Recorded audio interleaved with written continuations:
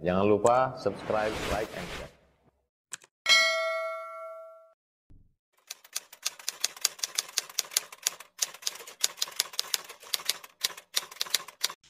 Malam ini kita dapat melanjutkan kajian kita, muzakarah kita, melanjutkan kata hikmah berikutnya dari kitab Al-Hikam. La tataraqqaf faragh al-aghyar fa inna dhalika yaqta'uka an wujudil muraqabati lahu fima huwa muqimuka fihi. Pengarang mengatakan, la tataraqqaf, janganlah engkau menanti atau menunda faraghal aghyar, hilangnya perintang-perintang. Tataraqqab ini artinya intizar, ya. Janganlah kau menunggu hilangnya aghyar. Apa itu aghyar? Nah, segala apa yang berubah hati pada keadaan. Kita ketemu keadaan situasi tertentu, hati kita pun terpengaruh. Terpengaruh. Jadi keadaan yang kadang membuat hati kita terpengaruh. Nah, jangan sampai kau menanti hilangnya pengaruh-pengaruh tersebut. Fa inna dzalika yaqta'uka an wujudil muraqabati lahu fima huwa muqimuka fihi, maka sesungguhnya yang demikian itu akan memutuskan engkau dari adanya muraqabah. Yang muraqabah itu apa lagi? Ini mau dipaham kalimat muraqabah. Muraqabah ini adalah menjaga hati agar tidak keluar daripada hadirat ketuhanan. Muraqabah itu dalam hadis Nabi SAW, ya, bab tentang ihsan. Ihsan anta'budallaha ka'annaka tarah. Kau menyembah kepada Allah seolah-olah kau melihatnya. Fa illam takun tara fa innahu yara. Jika kau tak melihatnya, maka ia melihatmu. Ini yang kedua nih. Jika kau tidak melihatnya, maka ia melihatmu. Berarti muraqabah itu merasa dilihat Allah, merasa diawasi oleh Allah. Ini maksudnya itu. Jika sesungguhnya yang demikian itu memutuskan engkau dari muraqabah. Bahasa yang mudah nih, ya. Jangan menunggu hilangnya perintah-perintah yang menyebabkan hatimu berubah keadaannya sehingga engkau baru ingin mendekat kepada Allah. Yang demikian itu memutuskan engkau dari muraqabah. Ingat muraqabah tadi? Merasa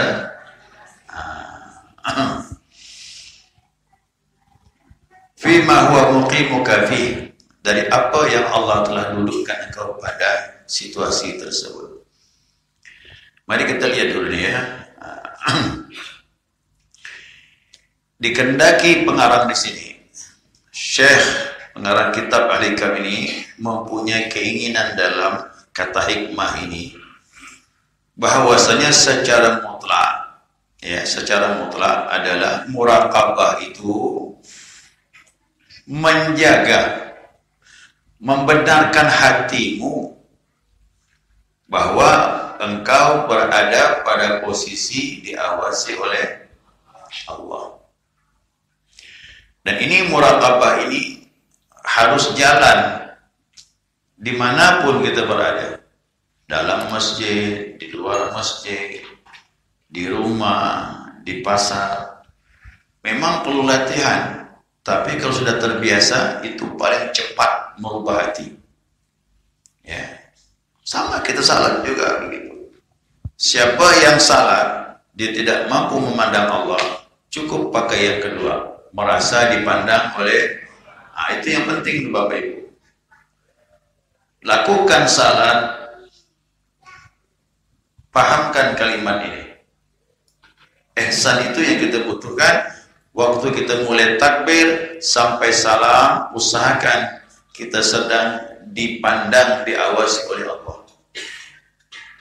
Itu lebih cepat mendatangkan khusyuk daripada paham terjemahan.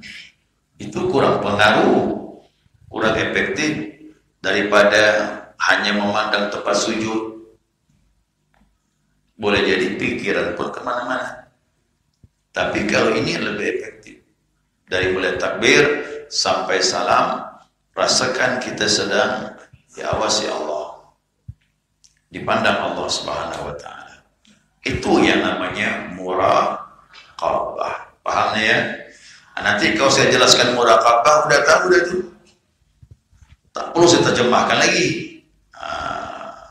Kata mursyid bilang, ayo muraqabah. Muraqabah lah. Tanamkan di hati, kau tidak lepas dari pantauan Allah. Ya. Nah, muraqabah di sini bisa dengan hati, bisa juga dengan roh, bisa juga dengan sir. Cuman ini tingkatnya lain. Kalau kita tahap awal sih muraqabah dengan hati dulu. Jangan muraqabah dengan roh. Roh ini kalau sudah terbuka baru bisa muraqabah dengan roh. Apa perbedaannya? Muraqabah dengan hati ini tadi itu, ya, bahwasanya ya kita ini dalam posisi berada dalam pengawasan Allah. Kalau dengan roh kita menjaga bahwasanya kita akan menatap Allah. Kalau qalbun, hati, merasa diawasi oleh Allah. Tapi kalau muraqabah dengan roh, kita merasa kita yang menyaksikan Allah. Jadi yang roh janganlah terlalu jauh, yang roh nih. Yang penting yang hati dulu, yang qalbun nih. Apalagi sir, muraqabah dengan sir, lebih dalam lagi. Muraqabah dengan sir ini mempersiapkan untuk mendapat anugerah Allah. Makanya muraqabah sir itu semakin beradab dengan Allah. Ya, beradab dengan Allah Subhanahu wa ta'ala. Nah, kembali pembahasan kita. Apabila Allah Subhanahu wa ta'ala menempatkan engkau pada suatu keadaan, nah, biasanya keadaan itu menarik dirimu sehingga engkau terpengaruh dengan keadaan itu. Kalau itu datang, jangan goyah. Muraqabah jangan putus. Walaupun sifatnya zahirianya melalaikan, tapi hatimu jangan lalai. Tetap merasa diawasi Allah. Contohnya nih ya, sebagaimana Allah menempatkan engkau dalam situasi sedang bekerja, sibuk dengan urusan dunia. Di situ perlu mujahadah. Jangan sampai dalam aktivitas kita ini pun lalai kepada Allah. Oh, ini berat, tapi harus dicoba. Kalau orang bersungguh-sungguh dapat. Jadi pesan pengarang, nantilah aku muraqabah dengan Allah. Kalau udah perintang-perintang sudah tidak ada lagi, kapan? Selama kita hidup di dunia ini selalu menggoda hati kita. Disitulah kita melawannya. Jangan putus asa.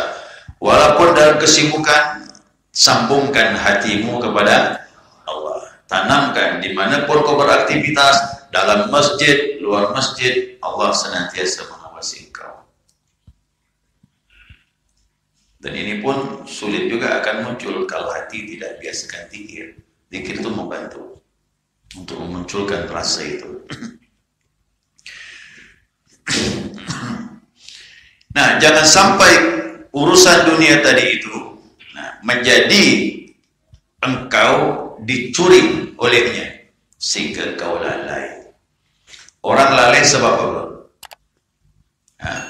Ya ayyuhalladzina amanu la tulhikum amwalukum wala auladukum an dzikrillah. Hai orang yang beriman, jangan sampai harta sibuk dengan dunia. Jangan sampai harta urusan dunia dan anakmu menyebabkan engkau lalai kepada Allah. Jadi Allah bilang, walaupun kau berkecimpung dalam urusan duniawi, tetap muraqabahmu jangan lepas. Kau senantiasa diawasi Allah. Kita bisa berhenti maksiat. Takut nak buat maksiat kalau ada muraqabah. Ya. Selama ini kita muraqabah di masjid. Masjid khusyuk rasanya, ingat Allah. Luar masjid belum tentu. Tasawuf tidak begitu. Tasawuf ini muraqabah jalan terus. Al-ihsan itu harus kita terapkan dimanapun kita berada. Dan ini memang cermin daripada orang-orang yang bertakwa. Coba takwa di mana? Kata Nabi, at-taqwa hauna. Takwa itu di sini kata Nabi. Nabi nunjuk dengan jarinya. Takwa itu di sini. Ittaqillah haitsu ma kunta. Bertakwalah kau kepada Allah. Jagalah hukum Allah dimanapun kau berada. Jadi kalau seorang nak bertakwa, nak muraqabah, nunggu perintah selesai, tak bakal maju rohani. Begitu saja, tak ada perubahan. Justru dalam kesibukan itulah kita berusaha jangan sampai lepas dari muraqabah. Ya mudah-mudahan yang maha kuat. Memang ini agak sulit, tapi kalau tak dicoba tak tahu. Ya. Nah, jadi sejaman ini tidak lagi seperti dulu pakai suluk 40 hari. Memang bisa fokus kepada Allah 40 hari, tidak ada urusan dunia. Fokus ya suluk sama musik, tidur dalam kelambu. Ada kelambu dulu suluk Pak, 40 hari. Keluar ke WC, makan, masuk lagi dalam kelambu.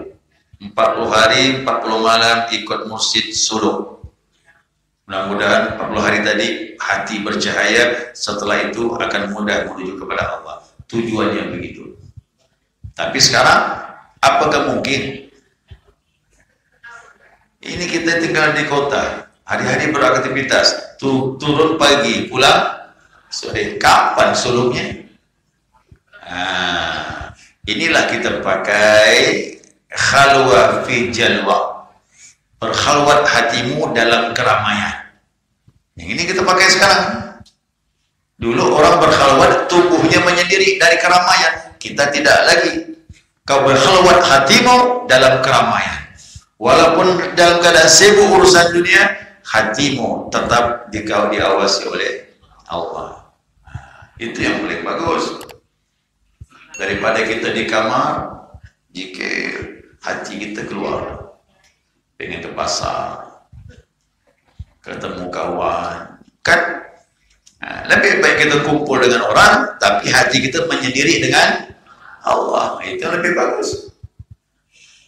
Dan ini zaman inilah yang diterapkan. Tak ada lagi khalwat, tak ada lagi suruh fisik. Yang ada khalwat hatimu bersama Allah, walaupun dalam keramaian. Maka jangan tinggal zikir khafi itu. Zikir khafi itu orang tak tahu. Tutup yang boleh santai mandang orang, tapi hati Allah, Allah, Allah, Allah. Mantap. Ini hebatnya zikir khafi. Ingat ya, zikir khafi bukan zikir jahar. Zikir jahar jadi fitnah nanti. Ya.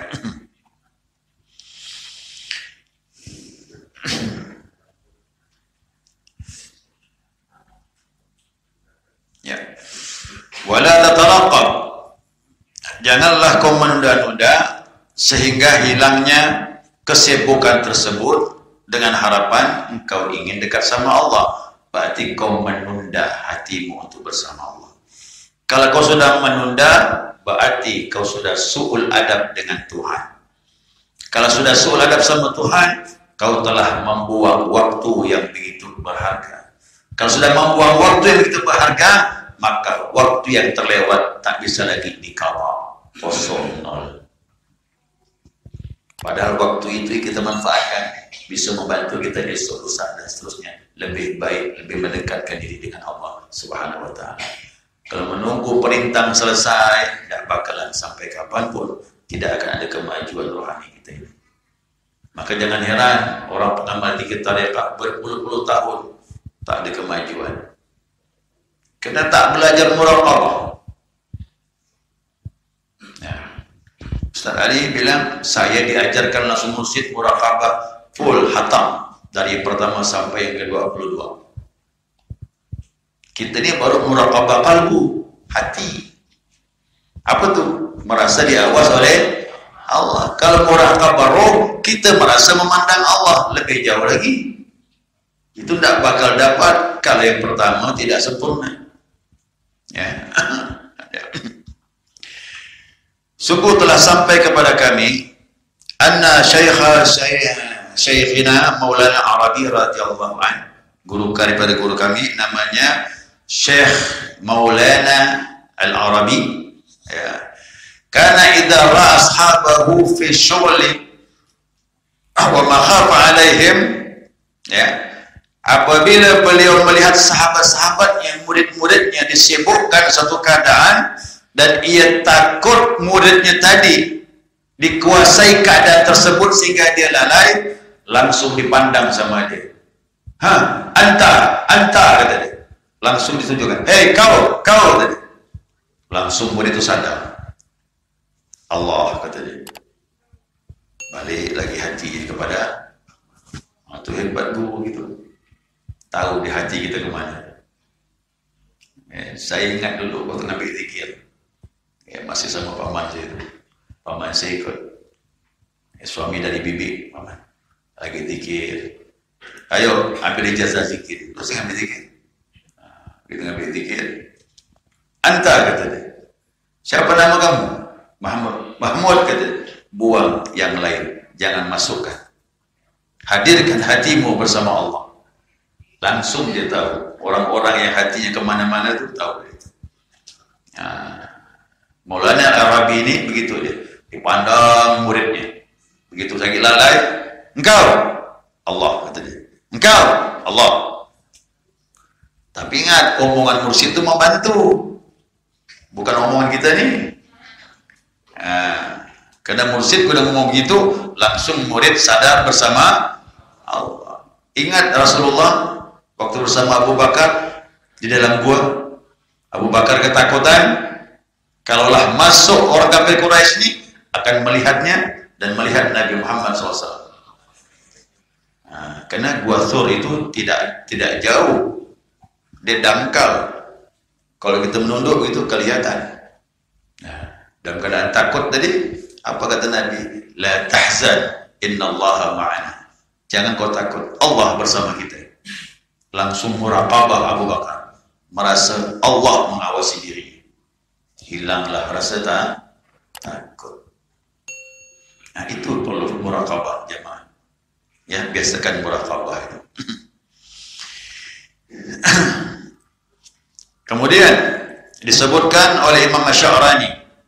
Imam Sya'rani ini ya sufi, ulama di Mesir terkenal. Imam Sya'rani menyebutkan dalam kitab Al-Uhud, sebagian guru-gurunya menyatakan bahwasanya kana la yaghibu anillah walau fil halil jima'. Adapun guru-guru kami mengatakan kepada kami, dia bilang apa? Bahwa dia tidak pernah jauh daripada Allah. Dia tidak pernah merasa jauh daripada Allah, tidak pernah ghaib daripada Allah, walaupun dalam berjima. Ayo, tahu dah ni berjima apa? Begitu guru-guru kita, Masya Allah. Kumpul sama istri pun tidak lalai dengan Allah. Ini sejauh lah, kita sulit. Tapi ini kan gambarannya. Kalau sudah sempurna muraqabah, apapun situasinya. Kumpul tu urusan dunia dah. Mana lebih dahsyat jima' sama cari rezeki di pasar? Dalam bersetubuh dia masih bisa ingat Allah. Apalagi cuma di pasar. Nah, di situ muraqabah. Kita tidak kuat macam ini, tapi latihan. Latihan di pasar, jangan lalai kepada Allah. Ya, di masjid InsyaAllah lebih fokus kita. Nah, ini hasil muraqabah. InsyaAllah. Wa hadha syanu ahli al-i'tina minal ma'arifin. Ini termasuk urusan yang sangat diperhatikan oleh orang-orang yang mengenal kepada Allah Subhanahu wa taala. Apa sebab? Dia telah mencapai jam'ul jam'i atau jam'ul jami'. Dia telah mencapai kesempurnaan fokusnya hati dia dengan Allah Subhanahu wa taala. Nah, wallahu a'lam. Mudah-mudahan Allah bimbing kita. Ini tidak banyak pembahasan. Sebenarnya di sini pembahasannya adalah perintah-perintah itu yang mengganggu hati. Bukan masalah perintah kesibukan dunia dalam mencari rezeki. Terjemahan ini banyak bercerita tentang masalah perintah lahiriah. Sedangkan di sini hati. Jangan sampai hatimu terganggu untuk fokus dengan Allah. Jangan sampai hatimu terganggu merasa diawasi oleh Allah Subhanahu wa taala. Inilah derajat ihsan yang mau kita capai pelan-pelan. Bantu zikir, muraqabahlah. Ingat apapun yang terjadi di luar sana, rasakan betul. Nak buat salah, ingat kita diawasi oleh Allah. Berhenti maksiat insya-Allah. Ya, berhenti maksiat. Dalam hitungan-hitungan pun kita tak berani kita berbuat sesuatu yang menyalahi. Kita muamalah sama orang lain. Dalam hitungan pun kita tak mau meleset. Artinya jangan sampai kita mengambil hak orang lain. Kalau ini kita jaga, mulus perjalanan kita ini. InsyaAllah cepat sampai. Nah, mau sampai dah ni? Sampai ke mana? Kalau muraqabah tak kita latih, takkan sampai kita. Kunci kan tak maksiat. Muraqabah ni menghentikan maksiat. Nah, berhenti maksiat kau ada muraqabah.